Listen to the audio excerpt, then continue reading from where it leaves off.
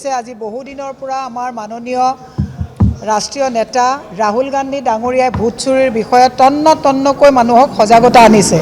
এতিয়া সেই একেটাই মডেল তেওঁলোকে অসমলৈ লৈ আহিছে।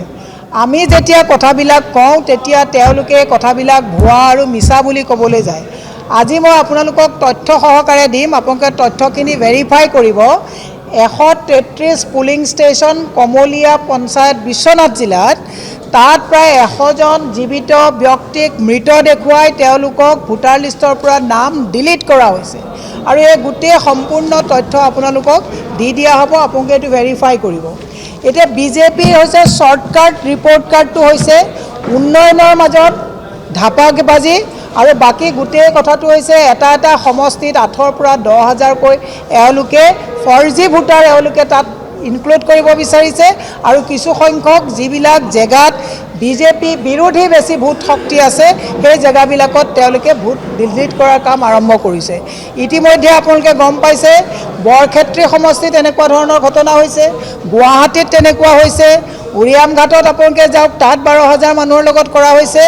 এই কথাবিলাক যদি বৰ্তমান অসমত ভ্ৰাম্যমান ভোটাৰে যদি থিতাপি লয়, যোৱা কেইদিনমানৰ আগত যেনেকৈ কাজিৰঙাত জনগোষ্ঠীয় লোকসকলক অসমীয়া গো বেক ক'লে, প্ৰত্যেকটো সমষ্টিত যদি মোবাইল ভোটাৰ মানে ভ্ৰাম্যমান ভোটাৰে থিতাপি লয় তেতিয়াহ'লে অসমৰ ভৱিষ্যত কিমান ভয়ংকৰ হ'ব এই কথাটো অসমৰ ৰাইজে বুজি পোৱা দৰকাৰ।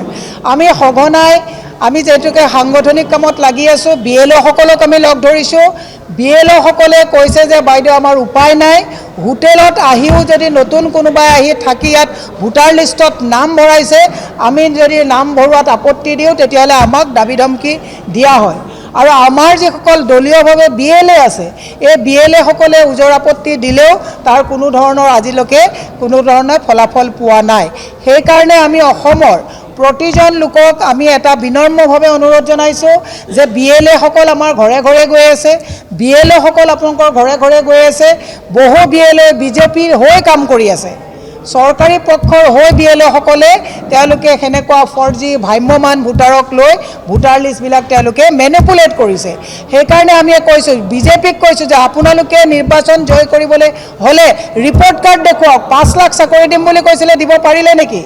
গুৱাহাটীত কৃত্ৰিম বানপানী মুক্ত কৰিম বুলি 16 লাখৰ ছুপাৰ চাকাৰ 42 লাখত কিনিছে, আপোনালোকে কৃত্ৰিম বানপানী মুক্ত কৰিব পাৰিলে নেকি?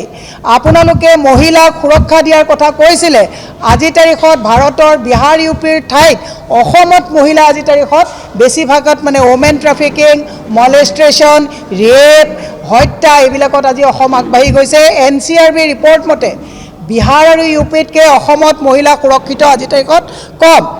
গতিকে আপোনালোকে ইতিমধ্যে গৃহ বিভাগৰ দায়িত্বত থকা মুখ্যমন্ত্ৰীয়ে থানাবিলাকত ইনষ্ট্ৰাকশ্যন দিছে যাতে কোনো ধৰণৰ যাতে কেছবিলাক পালেও মহিলা অসুৰক্ষিত ক্ষেত্ৰত কেছ যাতে ৰেজিষ্টাৰ নহয়, যাতে NCRB ৰিপৰ্টত তেওঁলোকৰ পাৰ্চেণ্টেজটো বৃদ্ধি নহয়।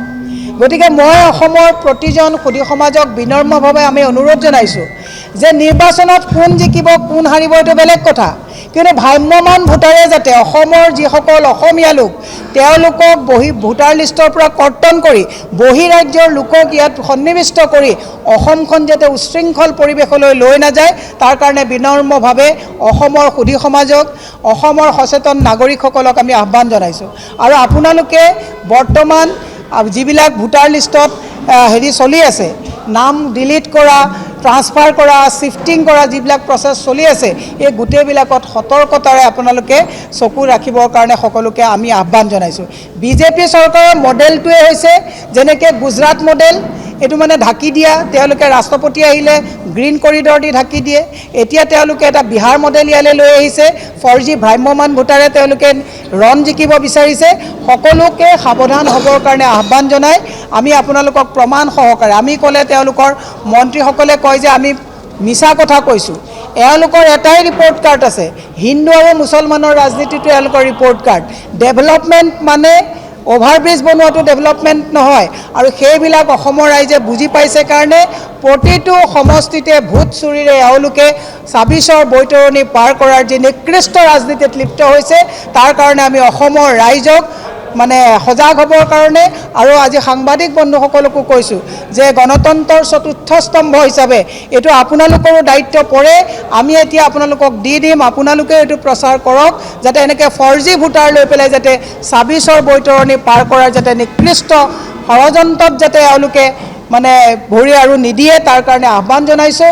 আৰু ইলেকশ্যন কমিশ্যনে যিটো বিজেপিৰ ইলেকশ্যন কমিশ্যনে বিজেপিৰ মৰ্চা হিচাপে যিটো কাম কৰিছে এইটো আমি অত্যন্ত দুৰ্ভাগ্যজনক যে স্বতন্ত্ৰ এটা সংস্থা যিটো সংস্থাৰ ওপৰত কাৰো হাত নাই, আজি সেইটো সংস্থাইও কিন্তু বিজেপিৰ শ্ৰুতলিপিত বিজেপিৰ মৰ্চা হিচাপে তেওঁলোকে কাম কৰিছে। এইটো অত্যন্ত গ্ৰহিত দুৰ্ভাগ্যজনক আৰু এই কথাবিলাক আমি সকলোৰে দৃষ্টিগোচৰ কৰিছোঁ। সেইকাৰণে আপোনালোকক আজি তেওঁলোকে কয় যে আমি এনেই কওঁ, আপোনালোকক এই ১০০টা আপোনালোকক জ্বলন্ত উদাহৰণ দিছোঁ, এনেকুৱা হাজাৰটা উদাহৰণ আপোনালোকে পাব।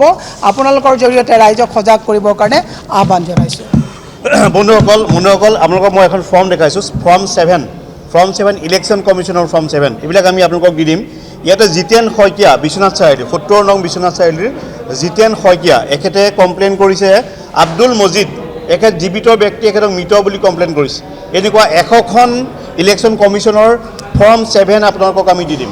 যিসকল জীৱিত মানুহ তেওঁলোকক মৃত বুলি এওঁলোকে জিতেন শইকীয়াই কেইবাটাও কমপ্লেইন কৰিছে।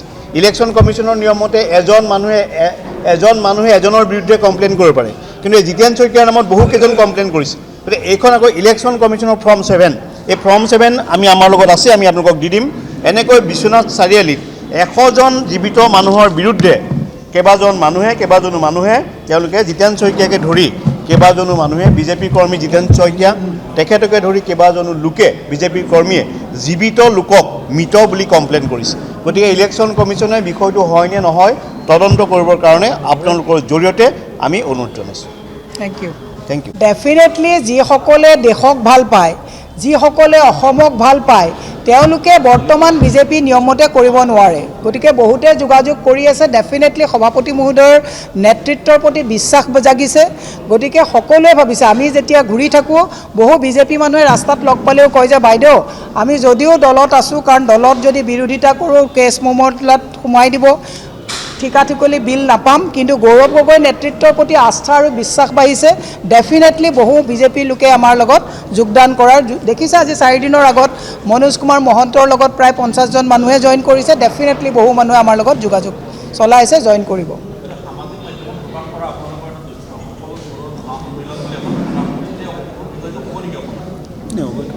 চাওক, এইবিলাক সামাজিক মাধ্যমটোতো এইটো চলি থাকে, তাত বহুত কথাই চলে। গতিকে আপোনাৰ চোৰৰ কথা বুলি কোনোবাই যদি সামাজিক মাধ্যমত চলাই আছে, এইটো চলোৱাটো উচিত অনুচিত মই নকওঁ, কিন্তু গৰু চোৰ, মাটি চোৰ, বাগান চোৰ, স্কুল বন্ধ কৰা হৈছে, এইবিলাকতো চুৰি চলিয়ে আছে।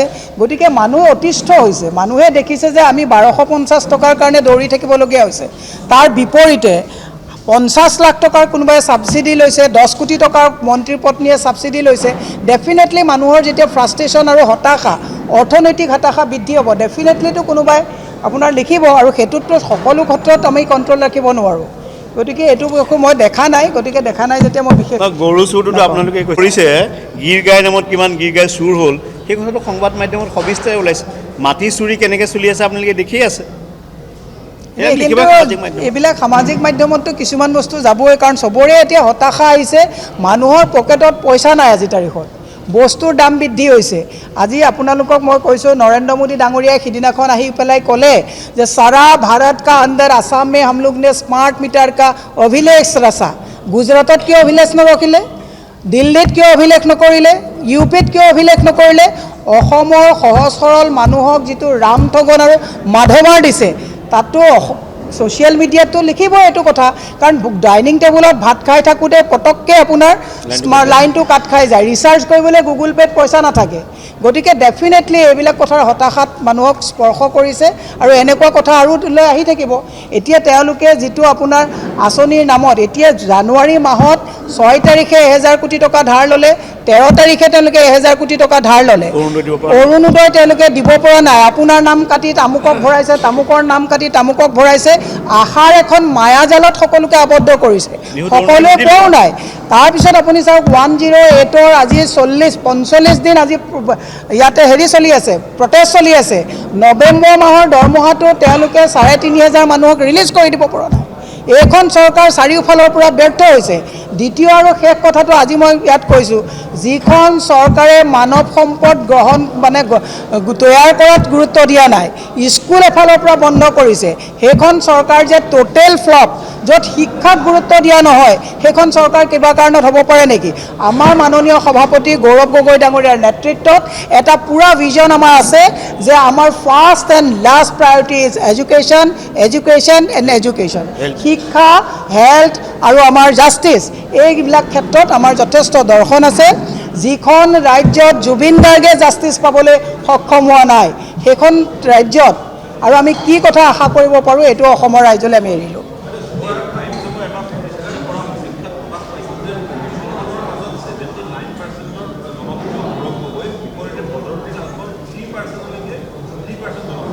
আৰু বাকীকেইটাও কওক। তাত গৌৰৱ গগৈ ৩২% যে আপোনাৰ যুৱকৰ লগত আছে, এইটো হিমন্ত বিশ্ব শৰ্মাৰ তলত আছে, সেইকেইটা কথাও কৈ দিয়ক একেলগে।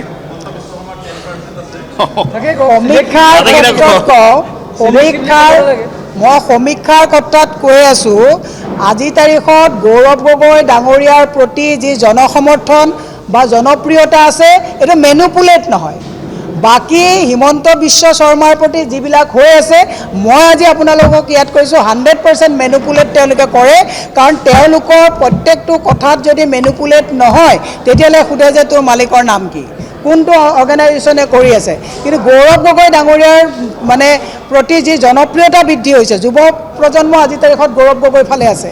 আজি পাহাৰে ভৈয়ামে যিবিলাক মানুহ আছে, সকলোৱে আমাক কয় যে ভালকৈ কথা কোৱা এজন ভাল চিজিল নেতা আমাক দৰকাৰ হৈছে। এনেকৈ ৰাতিপুৱা কথা কোৱা দুপৰীয়া নিমিলে, দুপৰীয়া কথাটো গধূলালৈ নিমিলে, তেনেকুৱা তালি ভালি নেতা বিচৰা নাই। 100% 2026ত ইলেকশ্যন যিটো হ'ব, গৌৰৱ গগৈ ডাঙৰীয়াৰ নেতৃত্বত অসমত চৰকাৰ হ'ব, কংগ্ৰেছে চৰকাৰ গঠন কৰিব, বিৰোধী সকলোকে লগত লৈ হ'ব।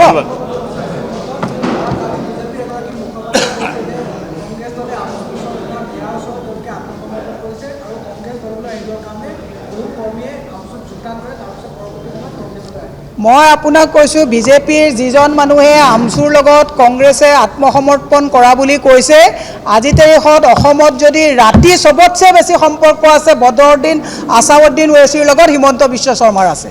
এই কথাটো আপোনালোকে কৈ দিব। আমি অসমত থকা যিসকল আমচুৰ কোনোবা যদি আমাৰ তালৈ আহিছে, আমচুৰ ল'ৰাসকল কি অবৈধ নেকি? আহিব নোৱাৰে নেকি দললৈ? আমাৰ কথাটো হৈছে দিনত আহে, তেওঁলোকে ৰাতি ফিক্সিং কৰে, ওৱেইচিৰ লগত কথা পাতে। এই কথাবিলাক বিহাৰৰ ইলেকশ্যনলৈ গ'লে আপোনালোকে গম পাব, আছাদুদ্দিন ওৱেইচিক কোনে তাত ইমপ্লিমেণ্ট কৰাইছে, কোনে তাত লেণ্ডিং কৰাইছে, এতিয়া অসমলৈ কোনে লেণ্ডিং কৰাবলৈ আনি আছে। এই তালি ভালিৰ যিবিলাক কথা তেওঁলোকে কৈ আছে, অসমৰ ৰাইজে বুজিছে। এইবাৰ মিয়া আৰু লাৰি লুঙি টুপিৰ এইবাৰ টাৰ্ম কাৰ্ড বিজেপিয়ে চলাব নোৱাৰে। কাৰণ অসমৰ মানুহে গম পাইছে, টেটু গুৰিলৈকে চৰকাৰে ধাৰৰ বোজা অসমৰ সাধাৰণ জনতাক দিছে। 5 লাখ চাকৰি দিম বুলি কৈ যুৱ প্ৰজন্ম আজি তাৰিখত 16,000 চাকৰিৰ কাৰণে 42 লাখ ল'ৰা ছোৱালীয়ে এপ্লাই কৰিবলগীয়া হৈছে। না খাওঁগা না খানে দুংগা বুলি কোৱা চৰকাৰখনে গোটেই চাৰিওফালৰ পৰা দুৰ্নীতি নিমজ্জিত হৈছে, অসমৰ ৰাইজে বুজি পাইছে। সেইকাৰণে অসমৰ ৰাইজে কৈছে যে গৌৰৱ গগৈ ডাঙৰীয়া, তেওঁ গাত কোনো নিকা এটা ভাৱমূৰ্তি গাত চেকা নাই, তেওঁৰ নেতৃত্বত অসমত চৰকাৰ গঠন কৰিবলৈ ৰাইজে টঙালি বান্ধিছে। আমাৰ বিশ্বাস, এইবাৰ 26ত আমাৰ বিৰোধী যিসকল আছে, সকলোৱে মিলি আমি অসমত চৰকাৰ গঠন কৰিব পাৰিম। ধন্যবাদ। কওক।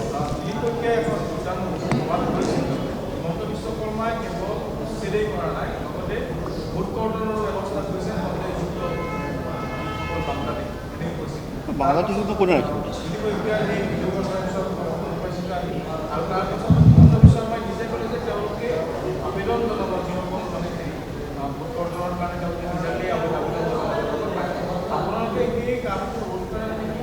চাওক, আমি ইতিমধ্যে দিলীপ শইকীয়াৰ ভিডিঅ' কনফাৰেন্সৰ যিটো কথা অখিল গগৈ ডাঙৰীয়াই খুলাসা কৰিছিলে, আমি ইলেকশ্যন কমিশ্যনত আমাৰ ৰিপুণ বৰা ডাঙৰীয়া, ৰকিবুল হুছেইন ডাঙৰীয়াকে প্ৰমুখ্য কৰি সৰ্বদলীয় আমি সকলো প্ৰতিনিধি গৈ আমি কমপ্লেইন কৰিছোঁ।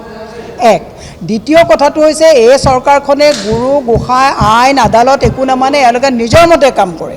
গতিকে আমি আমাৰ কৰণীয়খিনি কৈছোঁ, আমি BLA সকলকো সজাগ কৰিছোঁ, আমি BLA সকলকো আমি সজাগ কৰিছোঁ, কিন্তু কৰা কামটো বায়াছ নোহোৱাকৈ ইলেকশ্যন কমিশ্যনে কৰিব লাগিব। যিটো কাম তেওঁলোকে বিহাৰত নকৰিলে তাৰ ফলাফল আমি ভুগিলোঁ, কিন্তু এইবাৰ অসমত যদি তেনেকুৱা হয় তেতিয়াহ'লে ভয়ংকৰ পৰিস্থিতিলৈ যাব। এতিয়াও 2 মাহ সময় আছে, আমি ফাইনেল তেওঁলোকৰ যিখন মানে ইলেক্ট্ৰেল ৰোল আহিব তাৰলৈকে আমি ৱেইট কৰিছোঁ। ইলেকশ্যন কমিশ্যনৰ লগত দৈনন্দিন আমি কণ্ট্ৰেক্টত আছোঁ, কি হ'ব সময়ত দেখা যাব। কিন্তু বিহাৰৰ পৰিস্থিতি যাতে অসমত কৰি ফৰ্জি ভোটাৰেৰে যাতে মচনত দখল কৰিব নোৱাৰে তাৰ কাৰণে যি পৰ্যায়ত আমি যাব লাগে কংগ্ৰেছ দল সাজু।